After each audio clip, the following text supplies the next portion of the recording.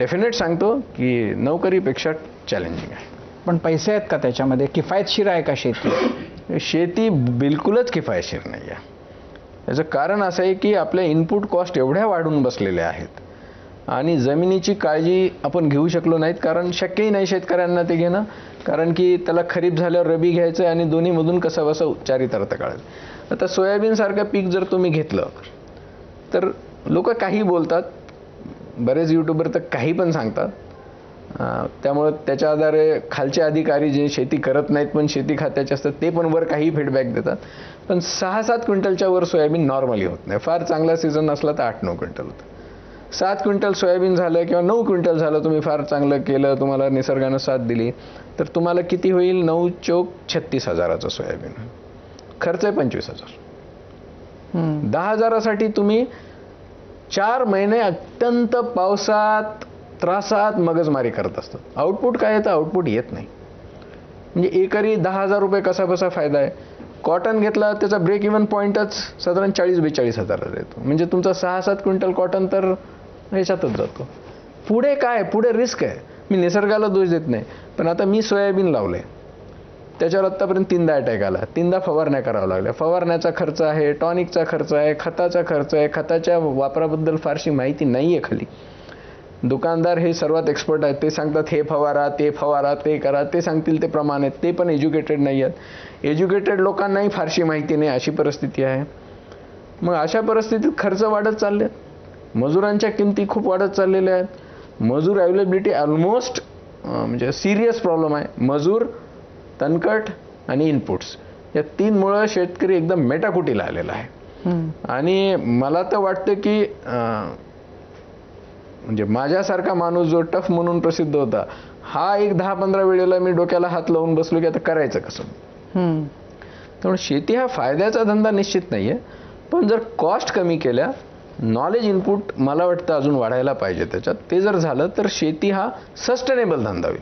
पण शेतीमध्ये जाऊन मी अत्यंत प्रचंड कमाई करेल आणि खूप मोठा होईल असे स्वप्न पाहायला थोडं लक पण लागतं. जसं की हळदवाल्यांना आता यावर्षी रेट बरे यायले, ज्यांनी हळद साठवून ठेवली. मी साठवलेली आहे माझी हळद, कारण माझी परिस्थिती आहे आर्थिक. नॉर्मल शेतकरी नाही साठवू शकत. त्याला पुढची पीक भरणी करायची, बी भरणी करायची, त्याला मजुरांचा खर्च आहे आणि अडचणी तर अनंत आहेत.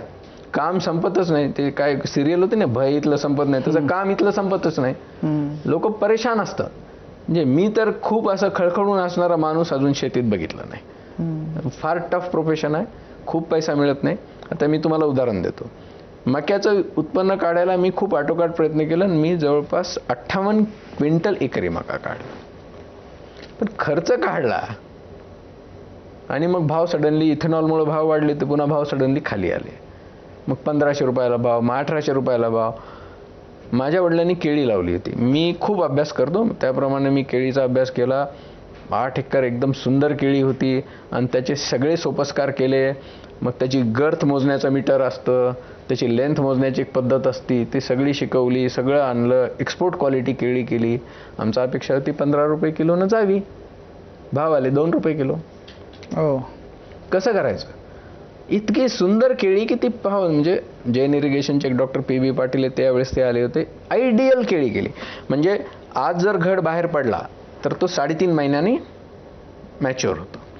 मग आज आलेल्या घडाला लाल दोरा बांधा, पुढच्या आठवड्यात आलेल्या घड्यांना म्हणजे आठवडा वाईज की हिरवा दोरा बांधा, हे सगळे सोपस्कार माझ्या वडिलांनी केले. आणि जेव्हा व्यापारी आले, ओ साहब तुमने 5x5 पे चुप लगाया, 5x6 पे लगाना चाहिए था. वो क्या होगा, केला जरा बडाच हो गया, छोटा झालं की छोटा. बाजार समित्या ह्या कंप्लीट शोषणाचे केंद्र आहेत. हे सुधरूच देत नाहीत हे लोक. म्हणजे मी गव्हर्नमेंटमध्ये असताना हे स्टेटमेंट मी ऑफिशियली केलेलं आहे, मी आजही बोलतो. इतकं शोषण आहे तिथं. इतके नावं ठेवली की आपल्या घरची पोरगी आहे, सुंदर पोरगी आहे, शिकलेली पोरगी आहे आणि बाहेरच्या पाहुण्यांनी येऊन तिला नावं ठेवायची, ती अशीच आहे तशी. मी वैतागलो. हे काय प्रकरण? मी वडिलांना विचारलं काय केलं. आम्ही केळीचा बाग पूर्ण ट्रॅक्टर लावून उडवून टाकला. अरे बाप, कसं करणार? आणि तुम्ही जेव्हा अंकुरण करता, रोप बाहेर येतं, तेव्हा ते तुमच्या मुलासारखीच ती प्रोसिजर आहे पूर्ण. एवढं मोठं झालेलं. मग मी असं बाहेर राहायचो. मग मी वडिलांना सांगितलं आपण चिकू लावू आणि आपण आवळे लावू. तर आवळ्याचं असेल तसेल कोणीतरी सांगितलं, असे सांगणारे असतात अर्धवट माहितीचे आधारे. त्यावेळेस यूट्यूब नव्हता, आता यूट्यूब मिसलीड करतं बऱ्याच वेळा. तर मग आवळे लावले 5 एकर. मग खूप घनदाट आवळे झाले. मग 5व्या वर्षी ते 50,000चे झाले, 6व्या वर्षी 30,000चे झाले, 7व्या वर्षी 10,000चे झाले. नंतर त्याला घ्यायलाच कोणी येईना. मग 40-40 फूट वाढलेली झाडं, ज्याच्यात मग साप आले, रानडुकरं आले, त्यांच्या मागे कोल्हे आले, मग ते मोरांचं ब्रीडिंग ग्राउंड झालं आणि शेवटी रसल व्हायपर वगैरे साप फिरू लागले. मग आम्ही तोडून टाकलं. आणि मी माझे वडील ते खोडकिडा लागतो, मग त्याच्यात ते एक औषध मारा, मग त्याला लेप द्या, मग त्याला मातीनं बंद करा, डोक्यावरून पाणी घातलेले. कसं करायचं? चिकू घेतला तर आमच्याकडून 4 आणि 5 रुपयाच्यावर बागवान घेत नाहीत, आणि तोच चिकू मार्केटमध्ये 35 रुपयाने विकतात. आता सिस्टीमच अशी आहे. टरबूज पिकवलं, एवढं छान टरबूज काढलं, मी मुंबईला पाठवलं. मुंबईला पाठवल्यावर पहिले 2 दिवस मला किरण नावाची व्हरायटी होती, 15 रुपये रेट आला. नंतर त्यांच्या लक्षात आलं याच्याकडे बरंच टरबूज दिसेल. 3ऱ्या दिवशी आलेल्या ट्रकला 3 रुपये रेट दिला. कसं करायचं?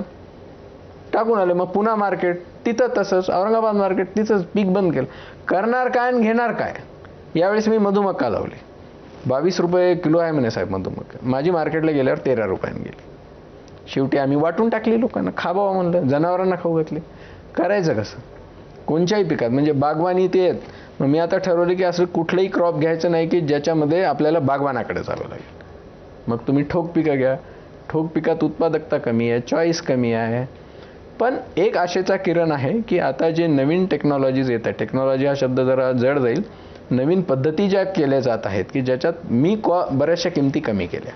हळदीला लोक 70,000 80,000 खर्च करतात, मागच्या वेळेस मी फक्त 17,000 खर्च केले आणि थोड्या बायोलॉजिकल इनपुट्स वाढवले.